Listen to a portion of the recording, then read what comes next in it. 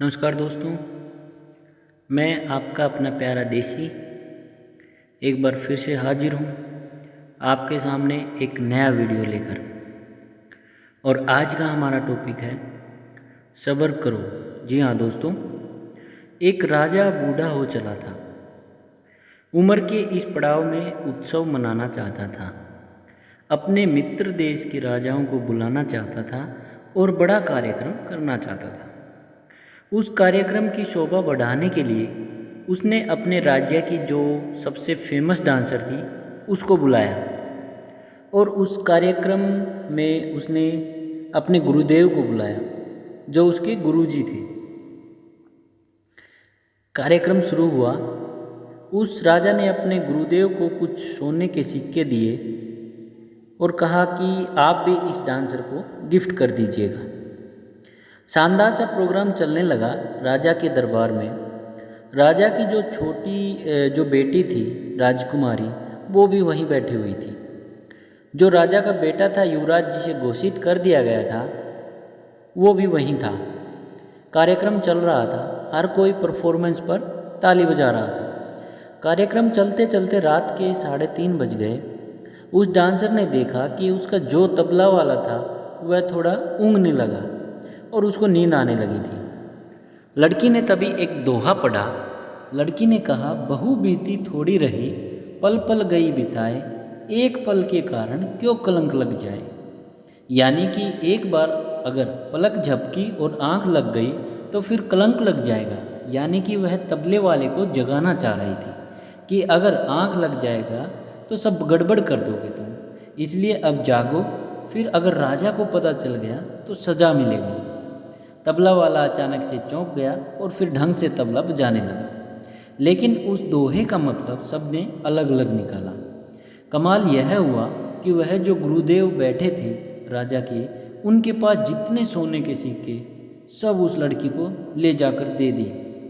जो राजकुमारी बैठी थी उसने अपना 9 लाख का जो हार था वह ले जाकर उस लड़की को गिफ्ट कर दिया। जो युवराज बैठा था उसने अपना क्राउन था ले जाकर उस लड़की को दे दिया। राजा वहाँ सिंहासन पर देख रहा था और चौंक गया कि डांसर क्या कर रही है। एक दोहा बोल करके सबको पागल बना रही है, लूट रही है। राजा ने परफॉर्मेंस रुकवा दिया और कहने लगा कि क्या कर रही हो, तुमने एक दोहा बोला और इन सबको लूट लिया, यह गलत है। राजा शायद अगला सब बोलता कि इसको बंदी बना लो, तभी राजा के गुरुजी बोले, बस बस शांत हो जाओ राजन, इस डांसर ने बहुत सही बोला। उसने कहा, इसने जो कहा है ना उसका जो मतलब निकाला है कि मैं क्या कर रहा हूँ। मैं जंगल में था, तपस्या कर रहा था पूरी जिंदगी और पूरी उम्र। अब इस उम्र के पड़ाव में तुमने कहा यहाँ आ जाओ और मैं यहाँ आ गया और मैं इस लड़की को सोने के सिक्के दे रहा था। यह क्या पाप कर रहा था मैं। इस लड़की के दोहे ने मुझे जगा दिया है, मुझे बता दिया कि मुझे कहाँ होना चाहिए, यहाँ नहीं होना चाहिए। मैं तो अपना कमंडल लेकर चला। फिर वहाँ से गुरुजी चल पड़े।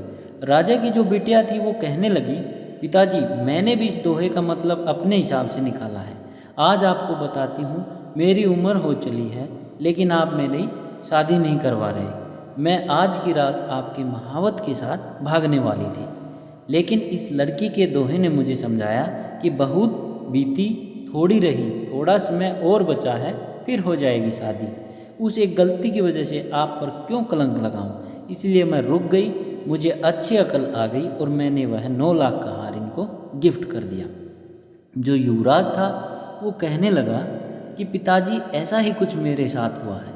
मेरी उम्र होती जा रही है और मैं बड़ा होता जा रहा हूँ। कब से इंतज़ार कर रहा हूँ कि आप मुझे सिंहासन पर बैठाएंगे और आप बिठा ही नहीं रहे।